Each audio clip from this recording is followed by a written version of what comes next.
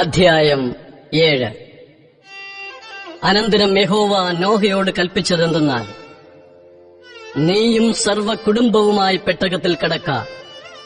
ഞാൻ നിന്നെ ഈ തലമുറയിൽ എന്റെ മുമ്പാകെ നീതിമാനായി കണ്ടിരിക്കുന്നു. ശുദ്ധിയുള്ള സകല മൃഗങ്ങളിൽ നിന്നും ആണും പെണ്ണുമായി 7 ശുദ്ധിയില്ലാത്ത മൃഗങ്ങളിൽ നിന്നും ആണും പെണ്ണുമായി 2, ആകാശത്തിലെ പറവകളിൽ നിന്നും പൂവനും പിടയുമായി 7 ഭൂമിയിലൊക്കെയും സന്തതി ശേഷിച്ചിരിക്കേണ്ടതിന് നീ ചേർത്തുകൊള്ളേണം. ഇനി 7 ദിവസം കഴിഞ്ഞിട്ട് ഞാൻ ഭൂമിയിൽ 40 രാവും 40 പകലും മഴ പെയ്യിക്കും. ഞാനുണ്ടാക്കിയിട്ടുള്ള സകല ജീവജാലങ്ങളെയും ഭൂമിയിൽ നിന്ന് നശിപ്പിക്കും. യഹോവ തന്നോട് കൽപ്പിച്ച പ്രകാരമൊക്കെയും നോഹ ചെയ്തു. ഭൂമിയിൽ ജലപ്രളയമുണ്ടായപ്പോൾ നോഹയ്ക്ക് 600 വയസ്സായിരുന്നു. നോഹയും പുത്രന്മാരും അവന്റെ ഭാര്യയും പുത്രന്മാരുടെ ഭാര്യമാരും ജലപ്രളയം നിമിത്തം പെട്ടകത്തിൽ കടന്നു.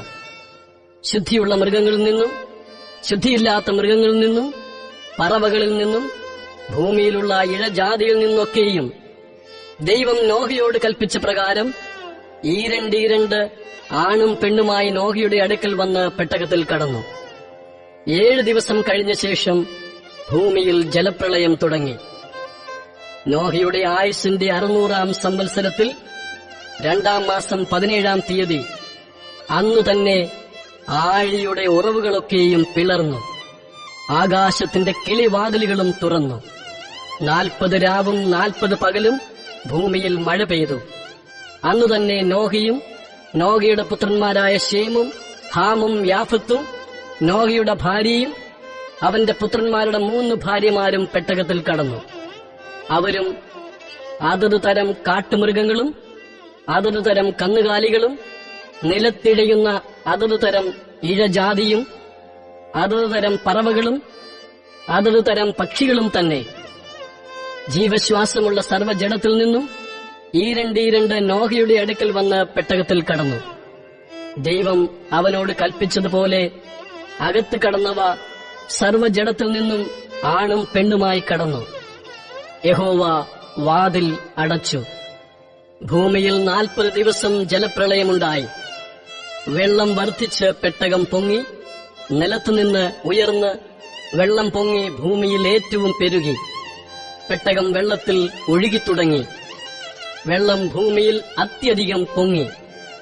ആകാശത്തിന് കീഴങ്ങുമുള്ള ഉയർന്ന പർവ്വതങ്ങളൊക്കെയും മൂടിപ്പോയി. പർവ്വതങ്ങൾ മൂടുവാൻ തക്കവണ്ണം വെള്ളം 15 മുഴം അവയ്ക്ക് മീതെ പൊങ്ങി.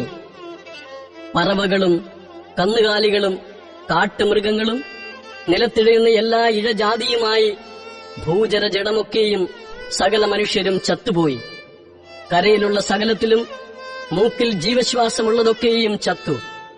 ഭൂമിയിൽ മനുഷ്യനും മൃഗങ്ങളും ഇഴജാതിയും ആകാശത്തിലെ പറവകളുമായി ഭൂമിയിലുണ്ടായിരുന്ന സകല ജീവജാലങ്ങളും നശിച്ചുപോയി. അവ ഭൂമിയിൽ നിന്ന് നശിച്ചുപോയി. നോഹയും അവനോടുകൂടെ പെട്ടകത്തിലുണ്ടായിരുന്നവരും മാത്രം ശേഷിച്ചു. വെള്ളം ഭൂമിയിൽ 150 ദിവസം പൊങ്ങിക്കൊണ്ടിരുന്നു.